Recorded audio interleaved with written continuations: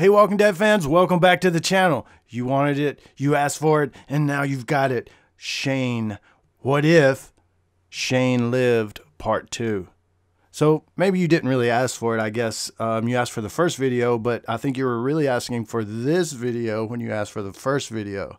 So if you haven't checked out my first What If Shane Lived video, I went into it from an angle of either Shane lived and Rick died back in the field, or Shane left and then maybe could come back later on, but he would miss a few things and go off on his own adventure like that.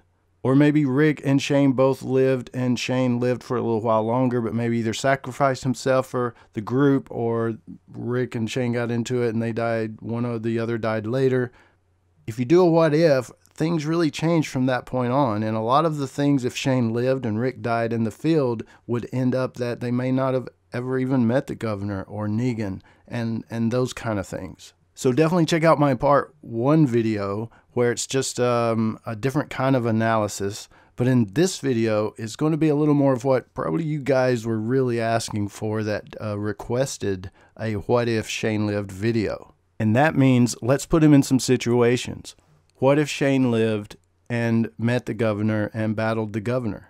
What if Shane made it to Terminus? What if Shane had to go rescue Beth and met the cops at the hospital? And of course, the big what if, Shane met Negan. And if he made it past that, what if he had ran into the Whispers as well?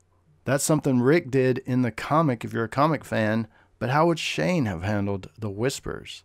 Of course, spoiler alert, I'll be talking about just all kinds of things from the show, from the beginning pretty much till up to the Whispers. So spoiler alert just for that reason. But first up, of course, it's the governor. So let's go with Shane lived and Rick didn't through this whole thing, as far as just Shane being in the situation. So Shane does find the prison. He gets out of the field. He's out on the highway looking for, scrambling through the winter, finally making it to the prison and saying, hey man, this is a place secure. We can go in and lock it down. Let's take it. I can see that happening possibly, but in reality, I think he still might have tried to go to Fort Benning or a military base after the farm, even though they kind of learned it had been overrun. But let's say he does meet the governor. You know, I think at the point Rick and the governor met out to themselves in that little building, Shane would have taken him out, or tried at that point. Cut the head off the snake and just tried to deal with it. I don't know if he would have let it escalate to that. And, you know, at one point in the show, Glenn wanted to go back and take out the governor. He even told Michonne, he's like, you and me, we'll sneak in and we will take him out. We should hit him now. We'll sneak back in and put a bullet in his head. You and I could end this tonight.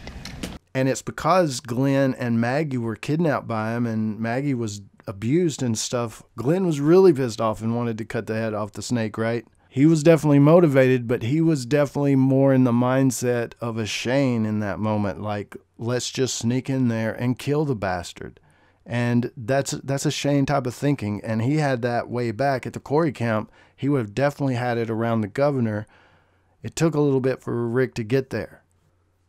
So I believe he would have definitely tried to deal with the governor or dealt with the governor way earlier, way sooner, and tried to make that happen. You know, I just don't think Shane is really a beta. You know, I don't think he would join any group really and let some guy like be second hand, like to Negan or anybody. I just can't see that in Shane, especially with Lori and Carl in tow. But of course that raises the question, would have Lori have died at the prison? Maybe Herschel, if he'd have been there, he could have saved her and she would still be alive. She'd have Judith and Carl and Shane. They'd be a family. But it's my thoughts that if Shane had run into the governor and had the prison, he might have overtaken Woodbury. He might have stayed there in that area even and holed up at the prison because it was a pretty good location, safe. He might have went into Woodbury. He might have taken over that town and whatever soldiers that were left and said, look, you don't have to be under this crazy guy's rule anymore. I'm taking the place over, and they start some communities, maybe brought people from Woodbury into the prison and made it more secure, or vice versa, or kept both towns going. Because I do think he would have, like I say, cut the head off the snake versus trying to just kill everybody in Woodbury. So as you can see, each little scenario, depending on how you play it out in your mind, changes everything else if you really went forward in time, because it was because the prison was overrun and the groups were split up that they kind of connected at Terminus. Would that have even happened, right? But let's say it did. Shane, Lori, if she's still alive, Carl, Judith is with Tyrese and Carol, as we see, and then Carol saves. Maybe, it could play out the same way. I could see Shane sneaking in the back of Terminus, noticing some of the other people in the group's gear on these people, calling their bluff, getting chased into a car, but then, like Rick saying, they don't know who they're messing with. I can see them at the tank as well, Carol saving them, and maybe Shane had to kick Carol out just like Rick did, because the fever came to the prison. It could have easily came to the prison as well with Shane there. So I could see Terminus actually playing out a lot like it did. But again, kind of like with the governor, in the woods, after they reunited after escaping from Terminus, Rick was like, I want to go back and kill him, right now. And everybody was like, look, we just barely got out with our lives this time. The place is on fire. Let's just go and regroup, I'm sure Shane would have possibly been talked into that as well, but like Rick, would have wanted to go kill him immediately. And maybe he would have done that, and maybe he would have succeeded. But like we say, it's what if this and what if that leads to this and changes that as we go. It's hard to mirror putting Shane right into Rick's place, really. But into the situation, maybe he came upon Terminus, he would have killed those a-holes. He would have escaped, I think, if it was just Shane outside of the group. If he had split off way back at the field and his group came into Terminus. It's hard to say. It depends on who's in his group with him, because it took a Carol to save Rick. So from there, our group pretty much went to the hospital to save Beth. That could have been part of the story with Shane, and Shane as Rick would have went and tried to rescue Beth. This is where they met Noah and ended up going to Virginia way. Noah's the reason that they went that way in the show. So would Beth have got kidnapped and all of that happened? Let's just say it did, and he ended up meeting Beth. I think it would have went again a lot like it did, with Rick being a little ruthless against the cops, trying to get into the hospital and make a deal, make a plan, trying to get Beth back. And it could have easily backfired like it did, with Beth stabbing Dawn and getting shot in the head, and ended just like it did. I don't really see how Shane could have done it a whole lot differently, or the ending anyway changed very much. But where Rick might have left Dawn alive if Daryl hadn't have shot her, or, however things turned out, Shane, I think, might have killed Dawn, and possibly regardless.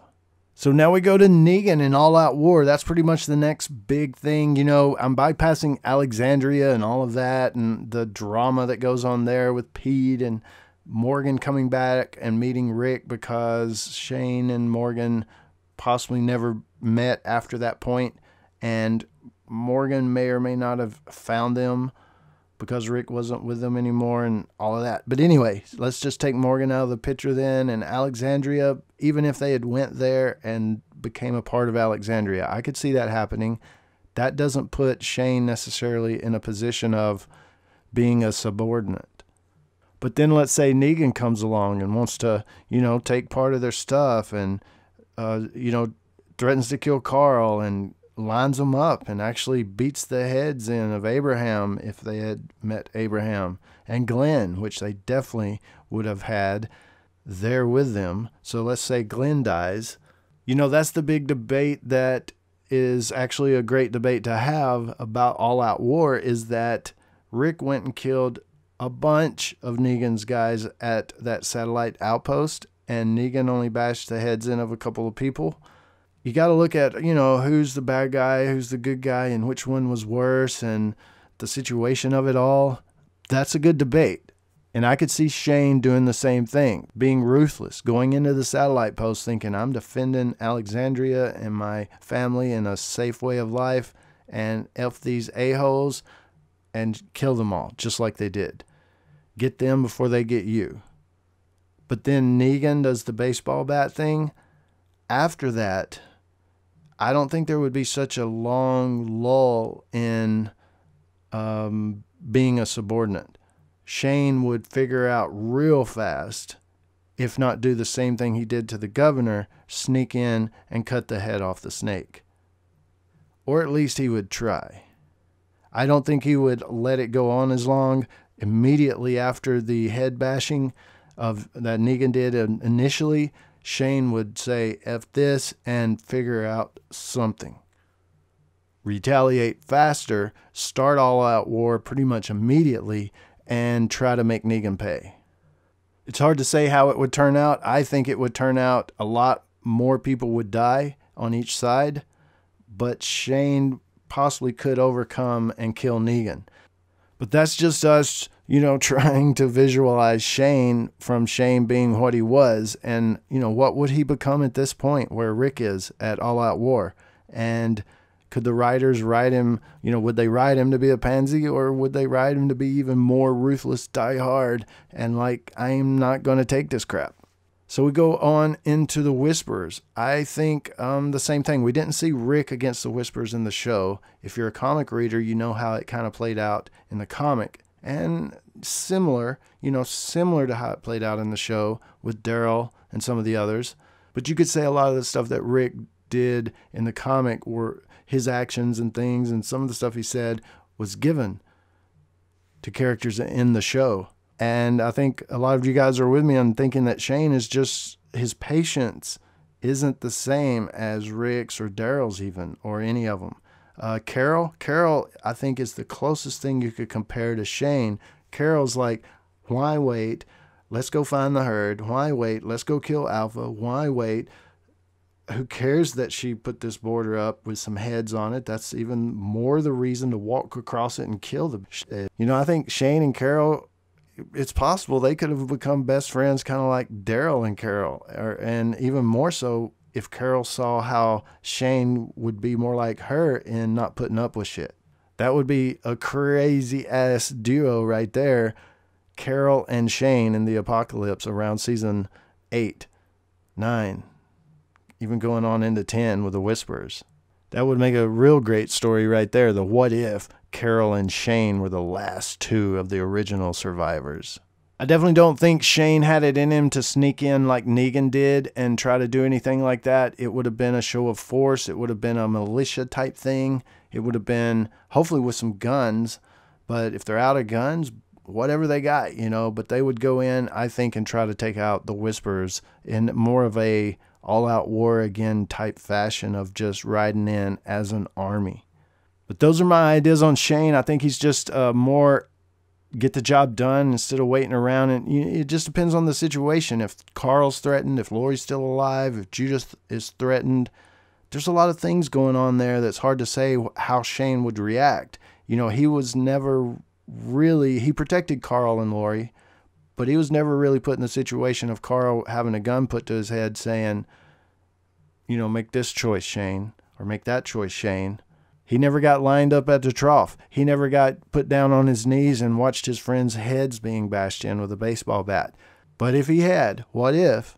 I think he's just more of an aggressive person. His insanity type thing, Rick went insane, stuffing things, Rick went crazy. Shane might have went totally crazy off the deep end, man. He might have totally went in a dark direction. So much darker even than he was by the time he got out in the field with Rick. But you guys let me know what you think about it all in the comments below. A lot of your what if ideas, they're all great. They're all good from the last video in the comments. Really good stuff, good points. So let me hear all of you guys' thoughts. Just say hello if you want to, whatever. There'll be some links in the description. Hope all you guys are staying safe out there. This is James in Nashville as always. Thanks for watching and stay tuned for more dead stuff.